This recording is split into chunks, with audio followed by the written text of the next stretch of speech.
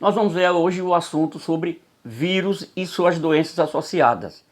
Lembrando que a parte de Covid-19, coronavírus, vai ser em outra aula especificamente, porque é um tema que está em destaque, em evidência, tá certo? Então vamos ver o que é vírus. Vamos ver aqui, ó, vocês estão observando alguns formatos de vírus, a definição. Os vírus são agentes infecciosos acelulares, ou seja, não tem célula, que fora das células hospedeiras são inertes, sem metabolismo próprio, mas dentro das células, parasitando, né?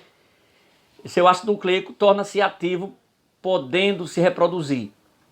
Características gerais: possui um envoltório proteico, que protege o material genético, denominado de capsídeo.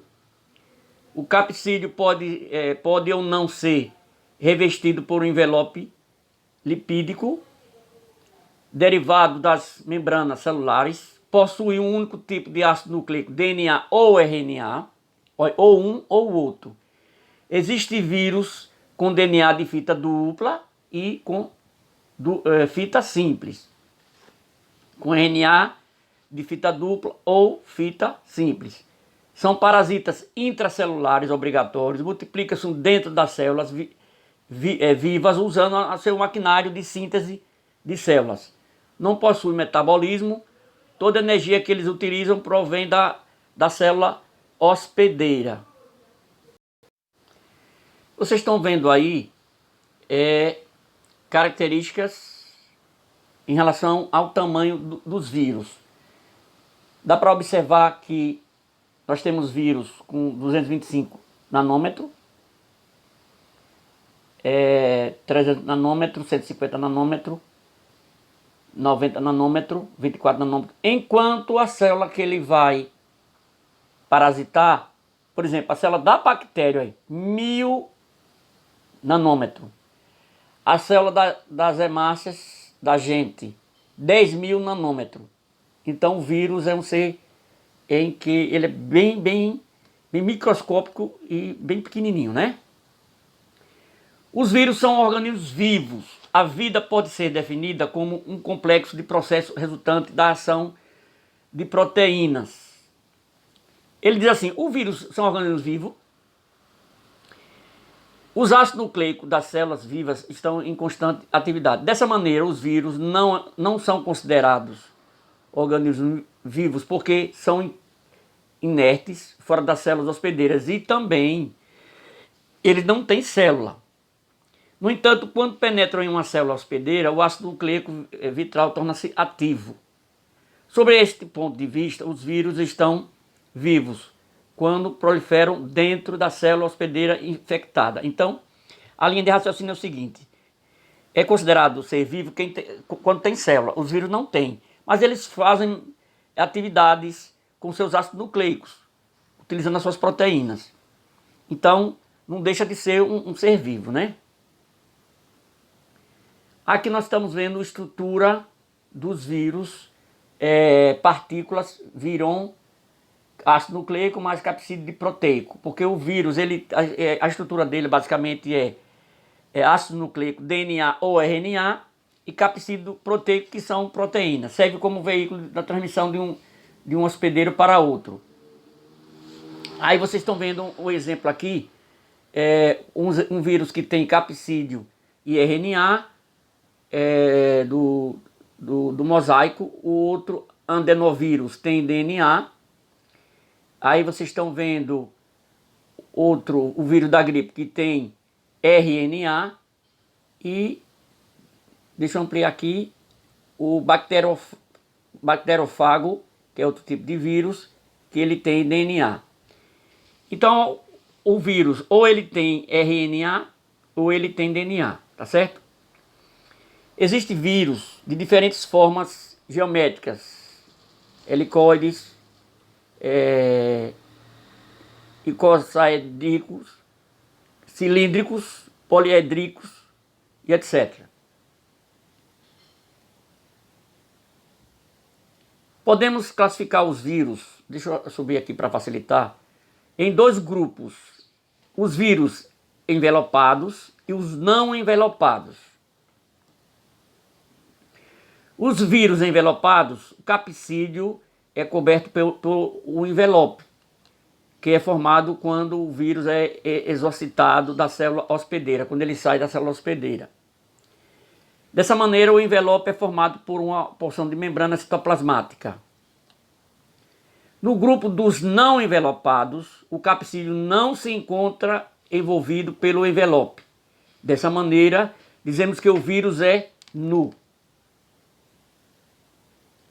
Aqui vocês estão vendo, o vírus da gripe é um exemplo de vírus envelopado. Vamos ver mais exemplo. Os demais são exemplos de vírus não envelopados, que é o do mosaico, aqui o andovírus, como ele está mostrando.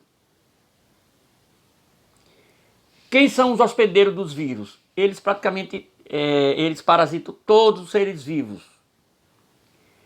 Animais, vegetais, fungos, bactérias, protistas, ou seja, quase todos os seres eles parasitam. Reprodução viral. Os vírus se reproduzem no interior de uma célula hospedeira. Ele é um parasita interno.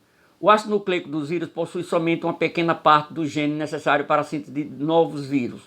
As demais enzimas necessárias para a síntese proteica, síntese de ribossomos, RNA transportador, RNA mensageiro, onde vocês estão vendo ali RNA-T é transportador, onde vocês estão vendo RNA-M é mensageiro, e ATP, que significa trifosfato de adenosina, são formados pela célula hospedeira. Portanto, os vírus necessitam da via metabólica da célula para replicarem. Então ele precisa da célula que ele está parasitando. Para estudarmos a reprodução viral, vamos analisar a reprodução do bacteriófago, parasita intracelular de bactérias, que é um tipo de vírus que vocês estão vendo aqui. Reprodução viral. Os bacteriófagos possuem dois tipos de reprodução.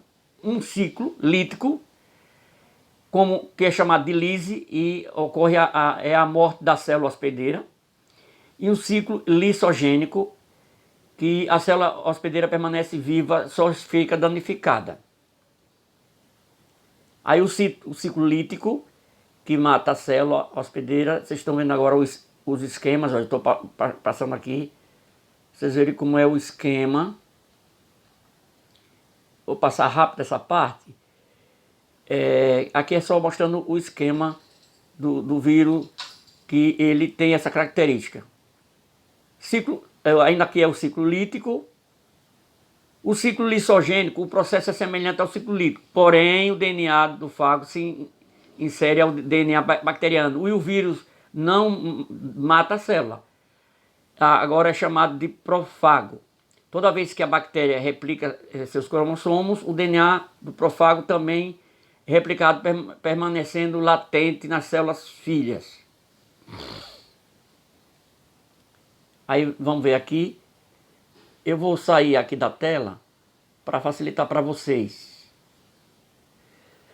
No ciclo lisogênico, as células morrem e os vírus, neste caso, são chamados de temperados.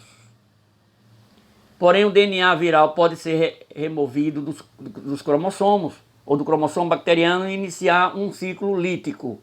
Ele sair de um ciclo lisogênico e passar para um ciclo lítico. Aqui vocês estão vendo os dois ciclos.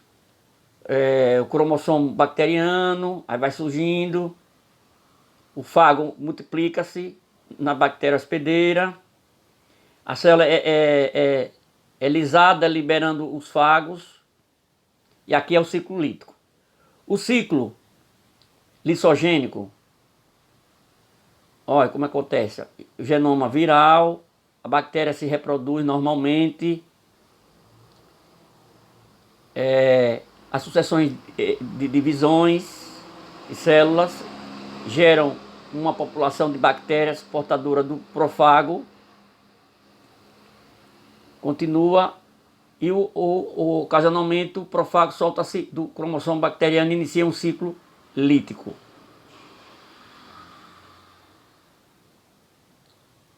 E aí foi o ciclo lissogênico. Nós começamos pelo lítico e foi o ciclo lissogênico aqui. Mais uma vez. Consequência do ciclo lissogênico. As células contendo o genoma são imunes à reinfecção por um fago da mesma espécie. As células hospedeiras podem vir a apresentar novas características. Exemplo, a toxina produzida pelo Clostridium botulinum e codifica por um gene de um profago. Aí está falando sobre uma bactéria aí. Permite a tradução da bacteriana, tipo de reprodução sexuada em bactérias. Então, nesse 2 ele disse que a célula hospedeira pode vir a apresentar novas características. Então, e citou a célula hospedeira, que foi a bactéria, pelo Clostridium botulinum. E vamos já para uma questão. Os vírus são seres parasitas intracelulares, obrigatoriamente, que precisam infectar células e utilizar maquinária desta para se multiplicar. Sobre os vírus, pode-se dizer que, letra A, possui características fundamentais dos seres vivos, como estrutura celular, capacidade de reprodução e de sofrer mutações. Vocês acham que isso está certo? Claro que não, porque os vírus não têm célula. Ele falou em estrutura celular. São seres vivos maiores que as bactérias. Já está errado. Porque os vírus são menores do que a bactéria. Vocês viram aí no início do assunto. São formados, letra C, são formados por uma carapaça proteica que envolve o retículo endoplasmático e possui ribossomos aderidos à sua superfície. Está parecendo certo, mas vamos lá. São todos parasitas animais, com alta especificidade à espécie animal infectada.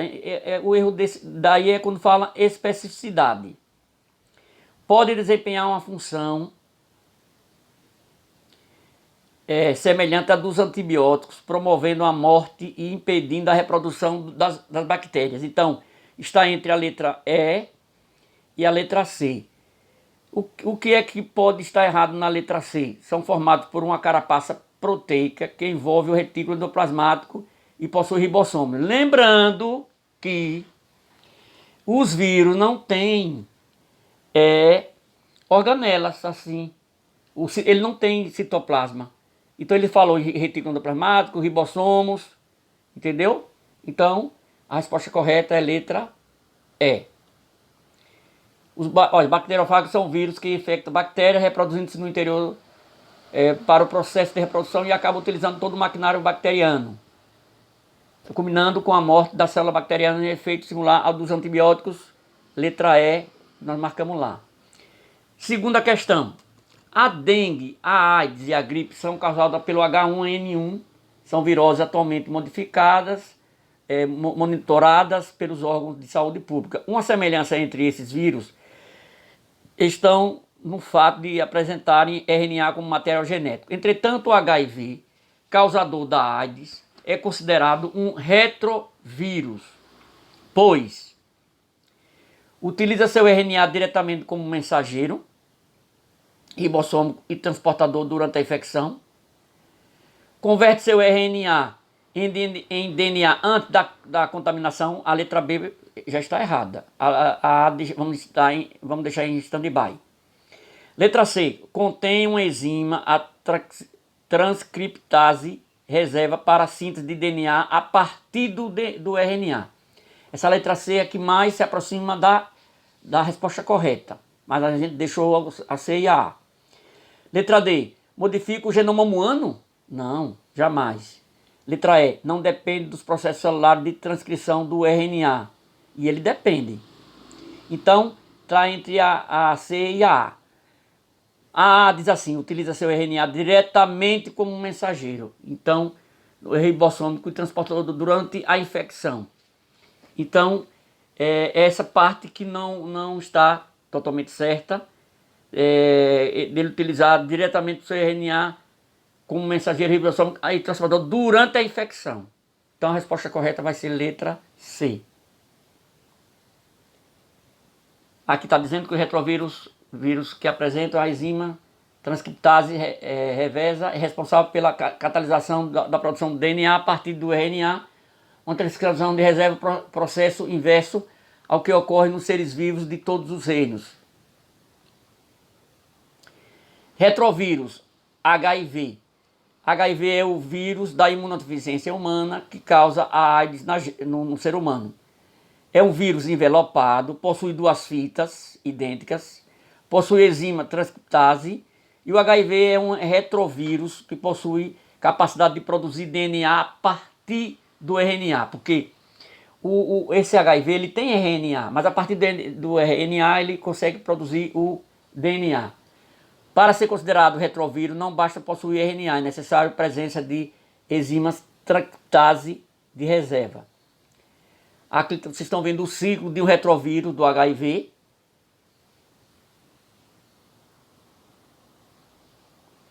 Vamos para algumas viroses, doenças causadas por vírus. Herpes bucal. Forma de transmissão: via vias aéreas, oral e respiratória, contato com pessoa, contato com objetos contaminados com o vírus. Sintomas: formação de bolhas e feridas no tecido epitelial dos lábios. Acomete cerca de 90% da população mundial. A grande maioria das pessoas possui o vírus, mas são assintomáticos, ou seja, não apresentam sintomas. O sintoma aparece quando a pessoa apresenta elevados níveis de estresse, disfunção hormonal ou excessiva exposição a raios solares. Tratamento: utilização de pomadas que inibem o desenvolvimento viral. Lembrando que esse tratamento é só para aliviar os sintomas, não é para combater o vírus, porque não tem como combater. Profilaxia: evitar o contato com pessoas que apresentam sintomas, evitar o compartilhamento de copos e talheres. Vocês estão vendo aqui fotos mostrando a herpes bucal. Herpes genital, forma de transmissão, contato sexual. Sintomas: forma de ferimentos na base do pênis e na região externa da vagina. Os ferimentos liberam um líquido viscoso contendo o vírus. No estágio mais avançado, o uso de camisinha é pouco eficiente. É porque depois que você estiver, não vai adiantar. Os principais sintomas são dor, coceira, ardor e dificuldade ao urinar. Tratamento: utilização de pomadas que inibem o desenvolvimento viral. Sempre lembrando que é mais para aliviar também os sintomas, porque não vai combater. Profilaxia: abstinência sexual quando os sintomas estiverem presentes em utilização de preservativos. Aí vocês estão vendo os órgãos genitais do homem e da mulher. Hepatite A. A forma de transmissão é ingestão de água ou alimentos contaminados com vírus. Sintomas: inflamação no fígado, febre, pele e olhos amarelados, náuseas e vômitos. Tratamento: medicamentos que reduzem os sintomas. Geralmente o sistema imune consegue eliminar o vírus. Profilaxia: educação sanitária e saneamento básico. Aqui mostrando uma criança com hepatite A. Hepatite B e C. Forma de transmissão: contato com o sangue de pessoas contaminadas. Geralmente o contágio se dá por contato sexual, compartilhamento de seringas e transfusão de sangue. Sintomas: inflamação do fígado, dores de cabeça e do corpo, pele e olhos amarelados, náuseas e vômitos. A hepatite C não trata rapidamente, pode evoluir para o quadro de cirrose. Tratamento é a utilização de medicamentos que inibem a ação viral. Lembrando que esse tratamento é só para aliviar os sintomas. Profilaxia: vacina, hepatite B, medicamentos antivírus, hepatite C e uso de preservativo nas relações sexuais, controle dos bancos de sangue. utilizar somente seringas descartáveis e não as compartilhar. Vocês estão vendo aqui a hepatite C, B e C. Aí vocês estão vendo aí uma pessoa com fígado normal e uma pessoa com fígado com cirrose por causa da hepatite. Certo? E é bem visível, né? A diferença. A AIDS, síndrome da imunodeficiência humana, causada pelo HIV, forma de transmissão, contato com os seguintes líquidos corporais infectados: sangue, esperma, secreções vaginais, leite materno. Acredita-se que o vírus possa atravessar a placenta e infectar o feto. Sintomas: febre, calafrios, dores musculares, aparecimento de ínguas no pescoço, que são os gânglios, né? Náusea e vômito. Tratamento: não há cura. O tratamento consiste na utilização de medicamentos que inibem a reprodução viral e aumenta dessa maneira a sobrevida dos pacientes, que aí é uma maneira de aliviar os sintomas. E o pessoal tem utilizado muito os coquetéis, que é proporcionado pelo governo federal. São uma bateria de remédios para você suprir, porque o HIV destrói nosso sistema de defesa, e aí você vai tomar esses remédios para ficar com um pouco de defesa. Profilaxia: educação sexual, uso de preservativo nas relações sexuais, controle dos bancos de sangue, utilizar somente seringa descartável e não as compartilhar, esterilização de instrumentos cirúrgicos e odontológicos e evitar a amamentação quando as mães são soropositivas. Aqui ainda fala sobre a AIDS, o vírus que causa HIV, que ataca as células linfócitos CD4. Os CD4, os linfócitos, são responsáveis por alertar o organismo quanto à invasão de agentes estranhos. Com a morte da célula CD4, o sistema imune se torna deficiente e começam, aliás, a surgir doenças oportunistas, que é por causa aí, de repente, com essas doenças que você vai vir a óbito. As principais doenças são tuberculose, candidíase, câncer e pneumonia. Assim, a maioria das pessoas que adquirem o vírus HIV não morre da AIDS, sim de doenças oportunistas que aproveitam a deficiência do sistema imune da pessoa. Ou seja, das pessoas que têm essas doenças aí, provavelmente, com certeza, irão vir a óbito. Aqui ainda falando sobre a AIDS, ao entrar no organismo, o vírus HIV pode permanecer latente e depois ele se manifestar. O vírus HIV pode permanecer inativo por cerca de 10 anos no organismo e o paciente, nesse período, não manifesta nenhum sintoma. Por motivos ainda inexplicáveis, o vírus torna-se ativos, iniciam a reprodução via ciclo lítico, que é aquela que destrói a célula, mata a célula, estão lembrados? E a partir disso o paciente começa a desenvolver os sintomas da doença. Pessoas que possuem o vírus, mas não desenvolveram o sintoma da AIDS, pelo fato dos vírus ainda estarem em estado latente, ciclo lissogênico, que nesse ciclo não mata a célula, são denominados de soropositivos do HIV, o portador do vírus.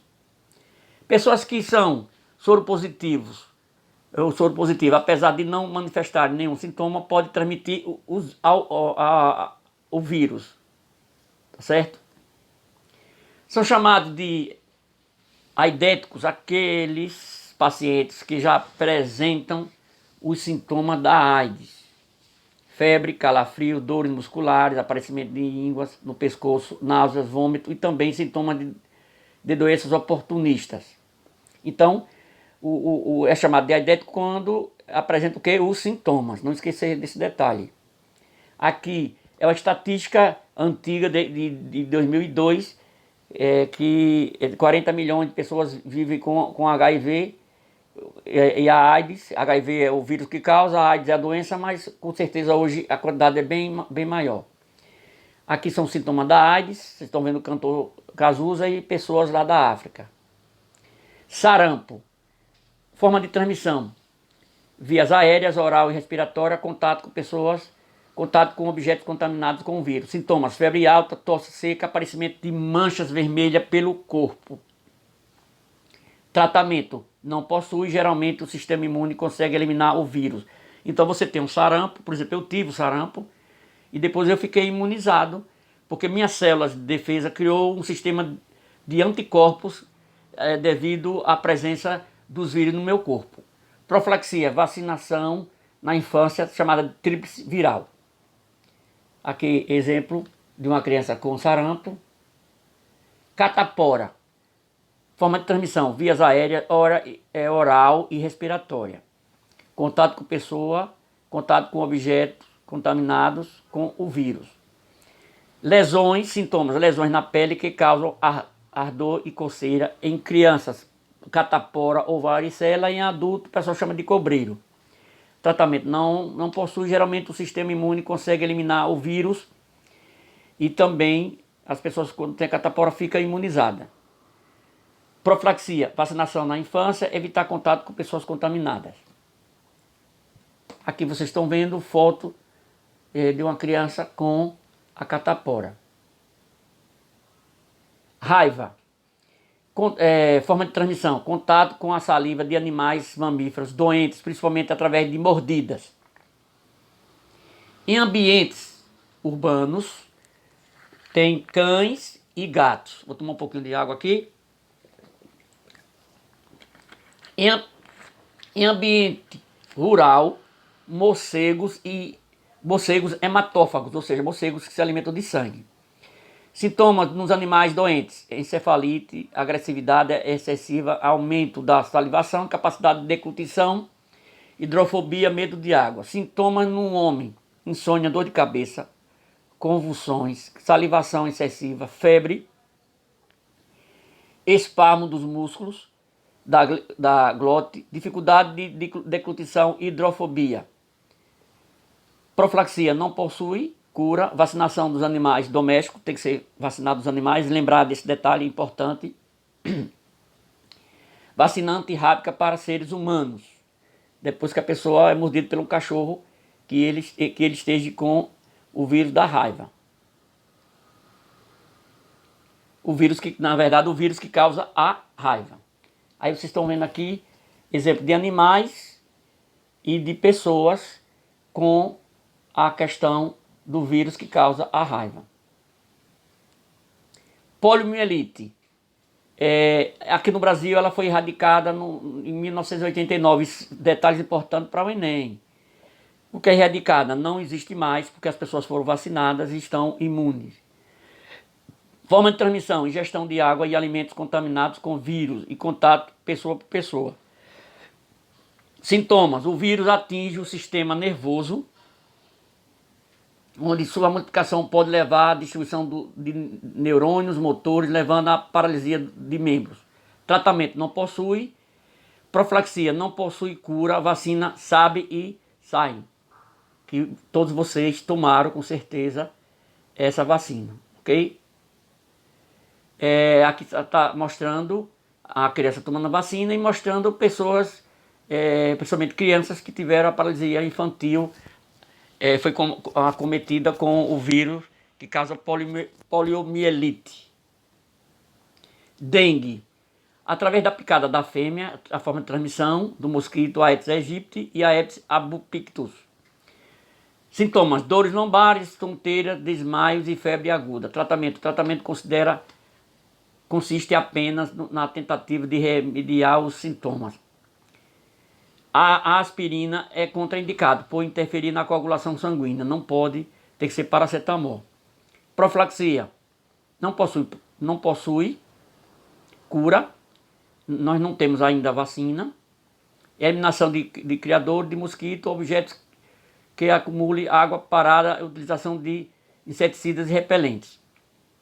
Lembrando que provavelmente deve estar sendo testadas vacinas, mas não foi ainda concluída esse processo. Na forma hemorrágica, além dos sintomas acima, ocorrem alterações no sistema de coagulação sanguínea, onde pequenos vasos podem sangrar na pele e em órgãos internos, levando à hemorragia e diminuição das plaquetas. Lembrando que a dengue hemorrágica é quando você tem dois tipos de vírus causador da dengue em seu organismo. Então você teve a dengue hoje um vírus lhe atacou. Depois de certo tempo vem outro vírus, aí com a consonância desses dois vírus no seu organismo, aí vai dar a dengue hemorrágica.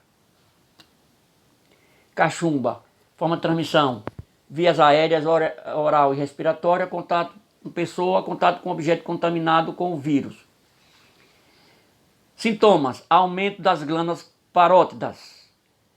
Raramente pode acometer o sistema nervoso ou os testículos, mas pode acontecer de descer para os testículos e a pessoa vai ficar estéril. O tratamento não possui profilaxia, vacina tríplice viral. Aqui vocês estão vendo a dengue, os sintomas: febre alta, erupções na pele, falta de apetite, dor de cabeça, dor nos olhos e dor nas juntas. Tá certo? Vamos lá. A dengue é um dos principais problemas de saúde pública no mundo, doença infecciosa aguda causada por um vírus. Há 4 sorotipos de vírus: V1, V2, V3 e V4. Transmitida através da picada da fêmea do mosquito Aedes aegypti e do outro mosquito que nós já citamos anteriormente para vocês. O Aedes aegypti, olha aqui o outro mosquito, o nome científico, o Aedes albopictus. Escuro e rajado de branco, costuma picar durante o dia, vive de 45 a 60 dias. É as características desses dois espécies de mosquito que causam a dengue. Ciclo de vida, ele tem a fase de ovo, depois vem a fase larval, de 5 a 10 dias, né? Na fase do ovo para larval, 2 a 3 dias. Aí da fase larval para a pupa, são mais ou menos 10 dias, de 5 a 10 dias. Depois, para a fase adulto, ele fica adulto de 2 a 3 dias. E aí ele vai desenvolver suas atividades e picar muita gente por aí. Lembrando que quem pica é a fêmea, não é o macho, porque a fêmea precisa ser alimentada de sangue para a produção dos seus ovos. Aí você está vendo aí, não há transmissão por contato direto com uma pessoa doente. Ou seja, de uma pessoa para outra pessoa. Tem que ter um mosquito. O mosquito pica uma pessoa doente e ele é que passa. A pessoa com dengue deve ficar em repouso e beber muito líquido. Não utilizar medicamentos sem receita médica. Não tomar remédio à base de ácido acetil salicílico, que é o famoso AS. Aí exemplos aqui de sintomas da dengue. Aqui tem mostrando como é a cachumba. Olha.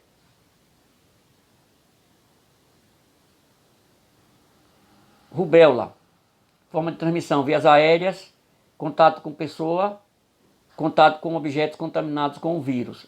Sintomas: surgimento de manchas vermelhas na pele.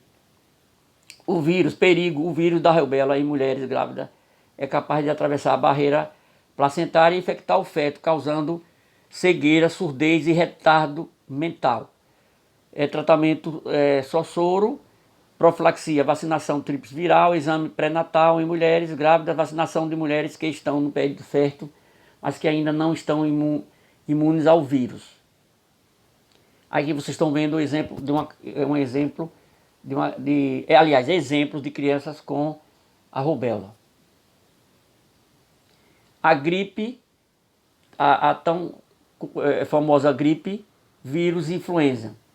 Vias aéreas, forma de transmissão: oral ou respiratória, contato com pessoa, contato com objeto contaminado com o vírus. Sintomas: febre, calafrios, dor de cabeça e musculares. Tratamento: não existe. Há medicamentos que aliviam os sintomas. Não há tratamento. Profilaxia: evita o contato com pessoas infectadas. É uma maneira de se proteger. Evitar permanecer por longos períodos em ambientes fechados e tomar a vacina. Lembrando que há uma diferença entre o vírus que causa o resfriado e o vírus da gripe. A diferença básica é que no vírus da gripe, além de febre, calafrio, dores de cabeça e musculares, eu falei que em febre.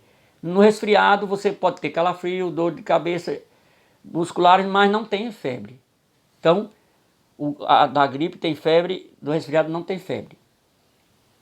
Gripe aviária, forma de transmissão, contato, foi o H5N1, vírus influenza, forma de transmissão, contato direto com secreções de aves infectadas pelos vírus do ar, água, alimentos ou roupas contaminadas. Sintomas: febre alta, dores musculares, dificuldades e problemas respiratórios. A maioria das aves morrem 24 horas após o contágio. O vírus atualmente só é transmitido de aves para seres humanos. O grande perigo consiste no vírus sofrer algumas mutações que permitam ser transmitido de humano para humano. Não há tratamento, profilaxia é sacrificar todos os animais que estejam infectados. Aí vocês estão vendo aqui a gripe aviária.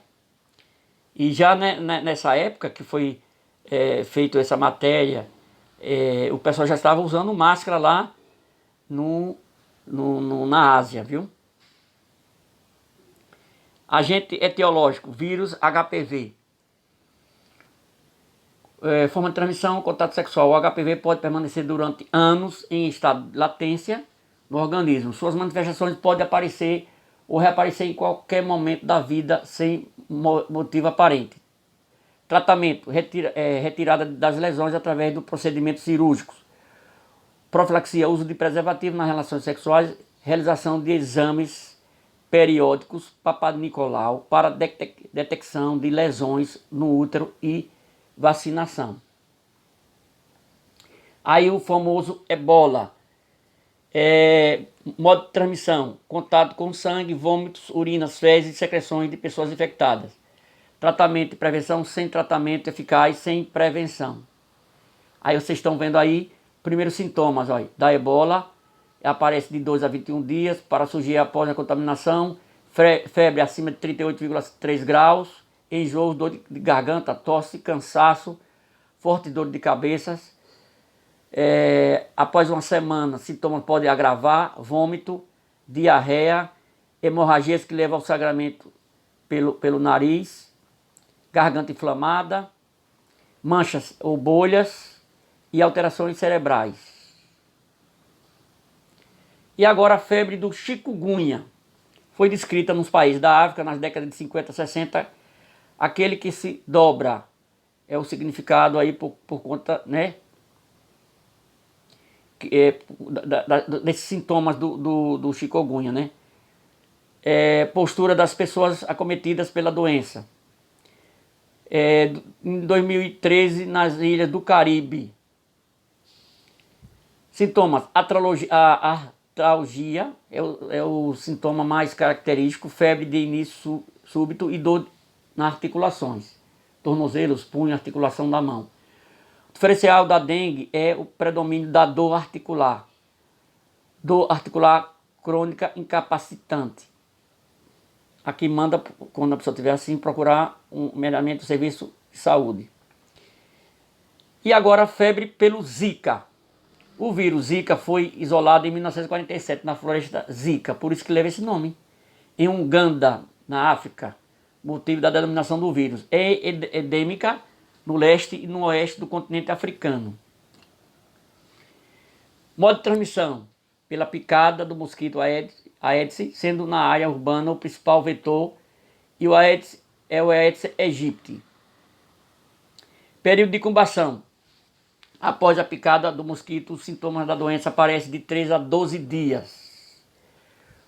Quadro clínico: febre baixa, artralgia, que é aquela dificuldade nas articulações, mialgia, cefaleia, que a gente vai ver aqueles problemas que dá, né, nas crianças.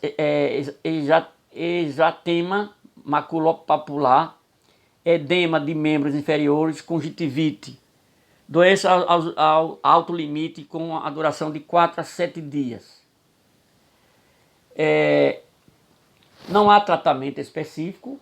O tratamento é sintomático e de suporte, incluindo repouso e gestão de grandes quantidades de fluidos e uso de acetaminofeno, que é um remédio para febre e dor.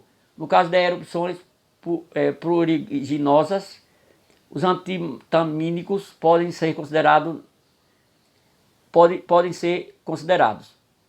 Não é recomendável o uso de AS, que é o ácido acetil salicílico. Drogas anti-inflamatórias, devido ao risco do aumento de síndrome da hemorragia, aí você tem que tomar, como ocorre com outros flavivírus. As mesmas utilizadas para o controle da gripe, medidas de controle, são centradas na redução da densidade vetorial. Evitar criadouros, aquele negócio que nós já sabemos. Premissa: na dúvida, trate e maneje o caso como dengue. Aqui mostra o seguinte, uma coisa importante, situação que tem aparecido muito no Enem. No dia 11 de novembro de 2015, o Ministério da Saúde declarou como emergência de saúde pública de importância nacional (SPIN) a microcefalias, com possível relação com a Zika, devido à alteração no padrão epidemiológico de ocorrências no estado de Pernambuco, que foi o foco, e outros estados do Nordeste. Em 1º de dezembro foi emitido pela Organização Mundial de Saúde um alerta para esta anomalia congênita, assim como para a síndrome neurológica aguda, ambas possivelmente associadas ao Zika. Aí vocês estão vendo aí a criança, como é que fica. Ainda não é possível estabelecer o papel etiológico do Zika na ocorrência dessas manifestações congênitas. Porém, é provável que exista um conjunto de condições desconhecidas até o momento que estejam propiciando o aumento da ocorrência da microcefalia. A microcefalia, segundo a Organização Mundial, é uma malformação congênita em que o cérebro não se desenvolve de maneira adequada. Neste caso, os bebês nascem com perímetro cefálico, o tamanho da parte craniana menor do que o normal, esperado para a idade gestacional e sexo. As microcefalias podem ser causadas por fatores biológicos, genéticos, ambientais, químicos ou físicos. Prevenir ainda é o melhor remédio. Vocês estão vendo aí? Fazer a prevenção. Aqui é os depósitos de água, para não deixar a água parada assim, né? Garrafas, pneus, tampinhas, né? Tambores, caixa d'água desprotegidas, calhas sujas com água, lajes, plantas aquáticas tem que sempre estar observando, recipientes, pratinhos, bandeja de geladeira, banheiros. E aqui fala dessas três doenças. Sintomas: febre, Zika é baixa, chikungunya é alta de início e dengue é alta do início. Dores nas articulações: na Zika, dores leves que podem estar presentes. Na chikungunya, dores intensas presentes em quase 90% dos casos. Dengue, dores moderadas. Manchas vermelhas na pele, na Zika, quando sempre presente com manifestação nas 24 horas. Na chikungunya, se manifesta nas primeiras 48 horas. Dengue pode estar presente. Coceira pode ser leve na Zika, intensa e pode estar presente. Na chikungunya, a coceira presente em 50 a 80% dos casos. Leve. E dengue é leve e pode estar presente. Vermelhidão nos olhos. Na Zika pode estar presente, na chikungunya também, e na dengue não está presente. E aí vamos para essa questão, para podermos encerrar o assunto. Vamos ver aqui. Vamos lá a essa questão. Tanto a febre amarela quanto a dengue são doenças causadas por vírus do grupo dos arbovírus, pertencente ao gênero Flavivírus, existindo 4 sorotipos para o vírus causador da dengue. A transmissão de ambas acontece por meio de picada de mosquito, como o Aedes aegypti. Entretanto, embora compartilha essas características, hoje somente existe vacina no Brasil para a febre amarela e nenhuma vacina efetiva para a dengue. Esse fato pode ser atribuído a quê? Por que é que tem vacina para a febre amarela, mas não tem para a dengue? Qual é a resposta que deve ser correta? Letra A. Maior taxa de mutação do vírus da febre amarela do que a do vírus da dengue. Se essa já está errada, porque se há uma maior mutação do vírus da febre amarela, ia ser mais difícil fazer a vacina, desenvolver a vacina. Então não é a letra A. A letra A não é a resposta. Letra B. Alta variabilidade antigênica do vírus da dengue em relação ao vírus da febre amarela. Alta variabilidade antigênica. Também não está combinando. Letra C. Menor adaptação do vírus da dengue à população humana. Isso ele se adapta fácil. Letra D. Presença de 2 tipos de ácido nucleico no vírus. Aí já está errado, porque o vírus só tem um ácido nucleico. Ele está dizendo a presença de 2 tipos de ácido nucleico no vírus da dengue. E somente um tipo de vírus na febre amarela. Então, essa parte que fala que é a presença de 2 tipos de ácido nucleico no vírus da dengue já está errado. Letra E. Baixa capacidade de indução da resposta imunológica pelo vírus da dengue em relação à da febre amarela. Essa aqui está mais próxima, mas vamos ver aqui. Nós ficamos com 2 opções. Vamos ver aqui. A B e a E. A letra E. Baixa capacidade de indução da resposta imunológica pelo vírus da dengue em relação ao da febre amarela. Qual o erro que a pessoa podia marcar achando que estava certo? Quando ele falou baixa capacidade de indução da resposta imunológica pelo vírus da dengue em relação à da febre amarela, o erro é quando ele falou baixa capacidade. Porque a capacidade tinha que ser em relação à febre amarela. A febre amarela tem a vacina porque há uma baixa capacidade na febre amarela. Mas em relação à dengue, ele está dizendo o seguinte: baixa capacidade de indução de resposta imunológica pelo vírus da dengue. Então, se fosse da dengue, era mais fácil fazer a vacina da dengue. Mas essa baixa aí é para a febre amarela. Então está errado, letra E. A letra B está correta. Alta variabilidade antigênica do vírus da dengue. Alta variabilidade. Isso corretamente. Ou seja, difícil de se trabalhar para conduzir no processo de criar uma vacina. Em relação ao vírus da febre amarela, que é bem mais fácil, tá certo? Então, nós estamos aqui concluindo a aula e até uma próxima.